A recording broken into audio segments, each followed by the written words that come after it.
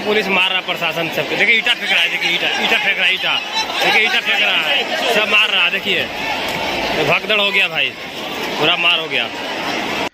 Bhojpuri industry के तो पवन सिंह को तो आप सभी जानते होंगे, लेकिन हाल ही में उन्होंने एक मॉल के उद्घाटन में गए हुए थे, लेकिन वहां इतना भीड़ इकट्ठा हो गया, इतना उनके प्रशंसक आ गए, चारों तरफ इतना भीड़ इकट्ठा हो गया, लग रहा था जैसे महाभारत हो रहा है। उस भीड़ में कुछ ऐसे लोग भी थे जिन्होंने आपसी में विवाद कर लिए। ये विवाद छोटा मोटा नहीं था, पुलिस प्रशासन को लाठी चार्ज तक भी करना पड़ा और लोग एक दूसरे को ईंट पत्थर से मारने लगे। जहां तक वहां पवन स्टार की बात की जाए तो वो चुपके से पीछे इसके दरवाजे से निकल कर अपने गाड़ी की ओर गए और वहां से वो भागने लगे।